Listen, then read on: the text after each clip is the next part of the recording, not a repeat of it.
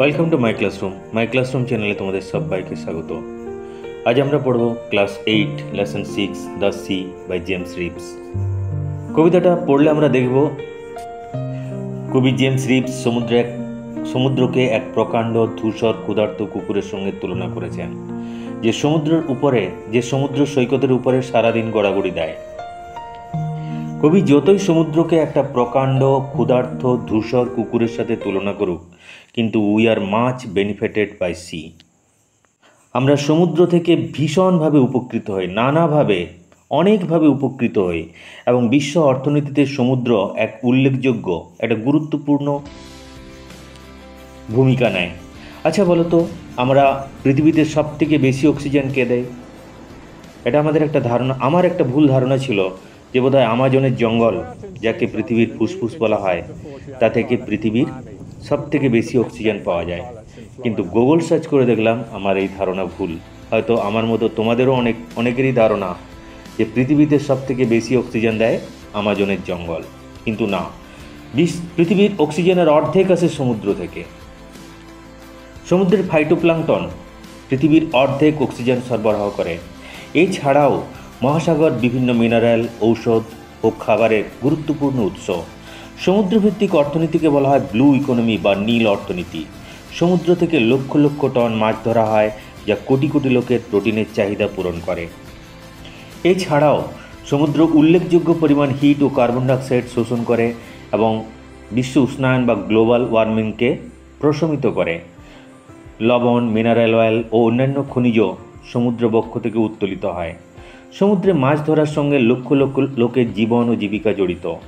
সমুদ্রের সঙ্গে অসংখ্য শিল্প জড়িত, তার মধ্যে রয়েছে ফিশিং, ট্রান্সপোর্টেশন, ট্যুরিজম। এগুলো নিয়ে বিশ্ব অর্থনীতিতে $1 ট্রিলিয়ন বাণিজ্য হয়। এছাড়া মানসিক ও শারীরিক স্বাস্থ্য ভালো করতে সমুদ্রের জুড়ি মেলা ভার। সমুদ্রের নোনা বাতাস শ্বাস প্রশ্বাসের সমস্যা সারায় ও ব্রেনে অক্সিজেন ফ্লো বাড়িয়ে দেয়। আরও রয়েছে কোস্টাল ইকোসিস্টেম, যেমন ম্যানগ্রোভ, নোনা জলভূমি ন্যাচারাল বাফার হিসেবে কাজ করে, ঝড়ের তাণ্ডব ও চরম আবহাওয়া কমিয়ে দেয়। তাহলে বুঝতে পারছো, বিশ্ব অর্থনীতিতে বলো, খাবারের চাহিদা বলো, মিনারেল বলো, সব কিছুতে সমুদ্র একটা উল্লেখযোগ্য স্থান অধিকার করে।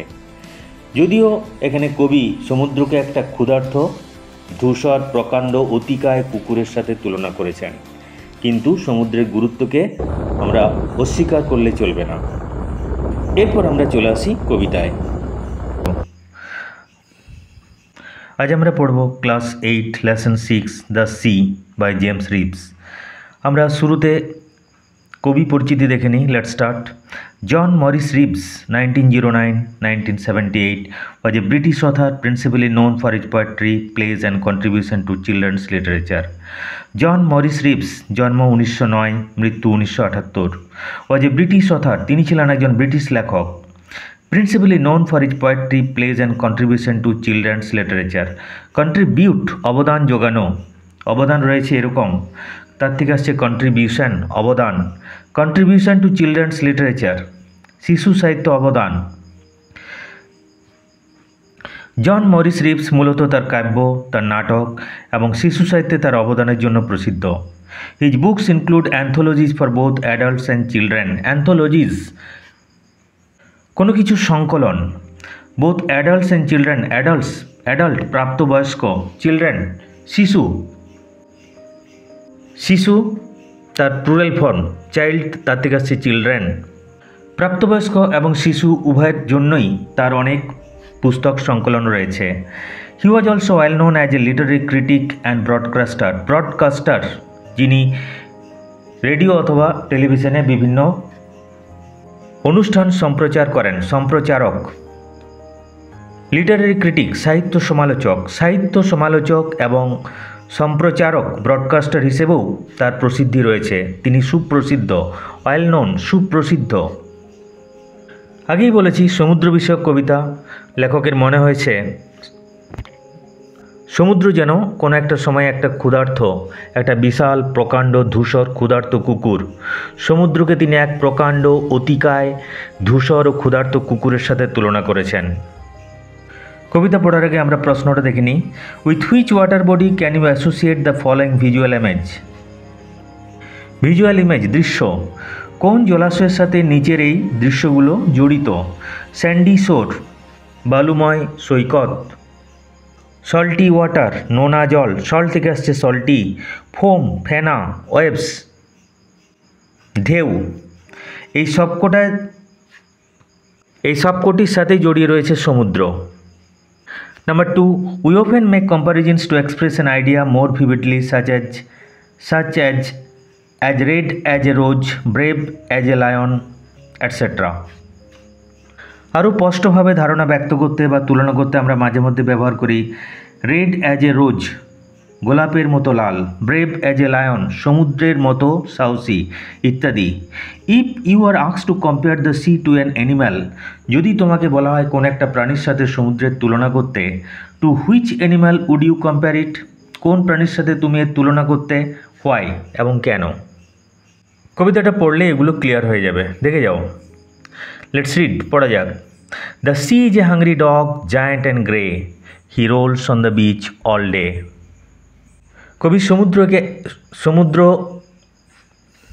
কবি সমুদ্রকে এক প্রকাণ্ড অতিকায় ধূসর ক্ষুধার্ত কুকুরের সাথে তুলনা করেছেন।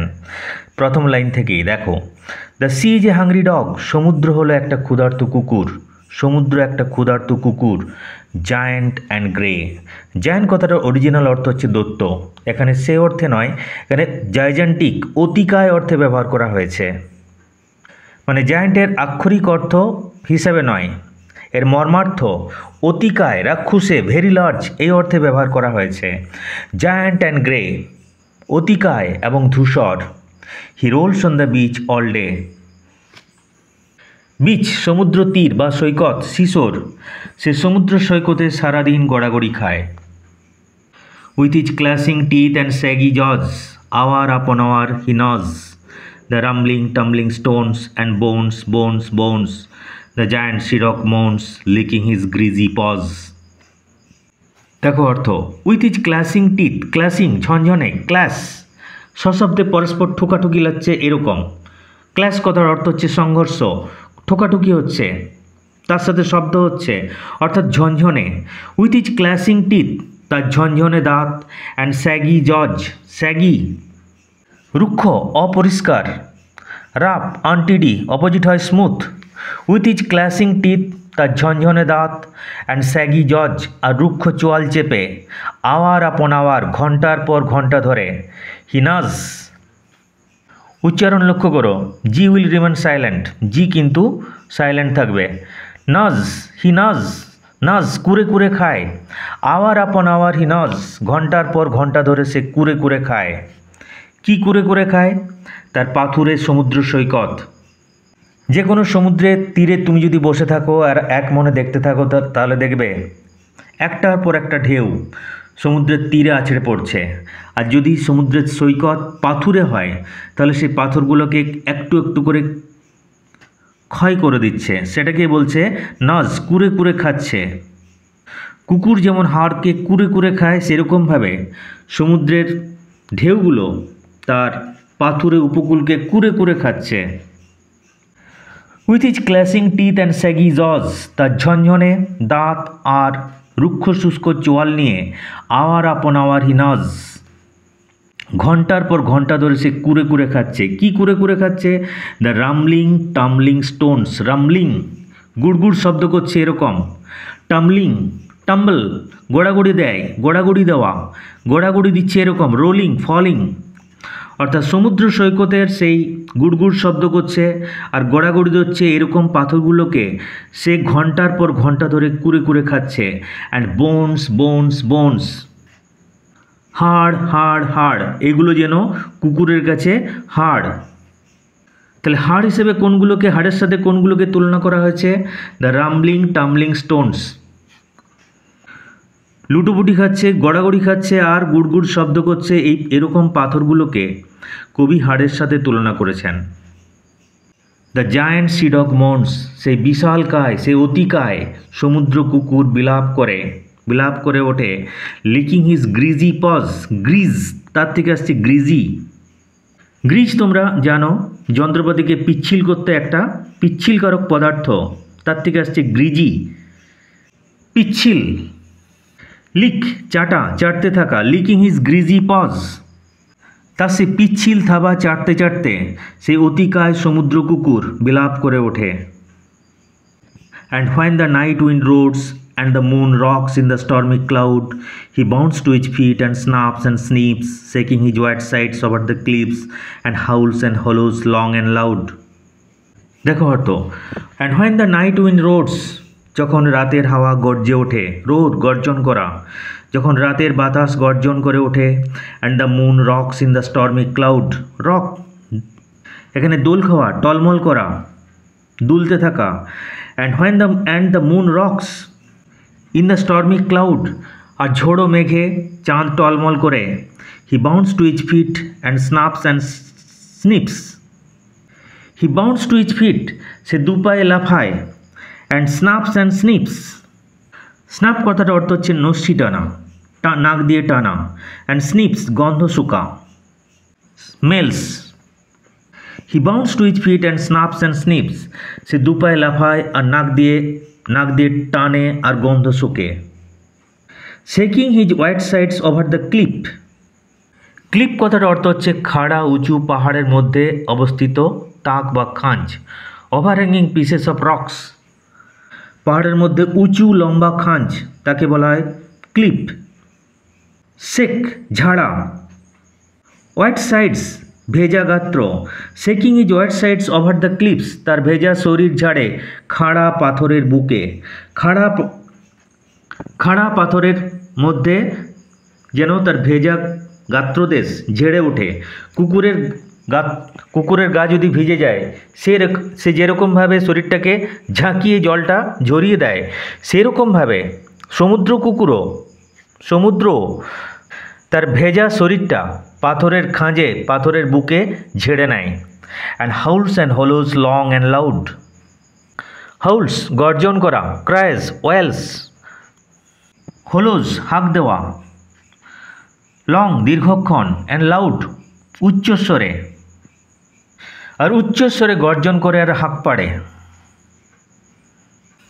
But on quiet days in May or June, when even the grasses on the dune play no more their reedy tune, with his head between his paws, he lies on the sandy shores, so quiet, he scarcely snores.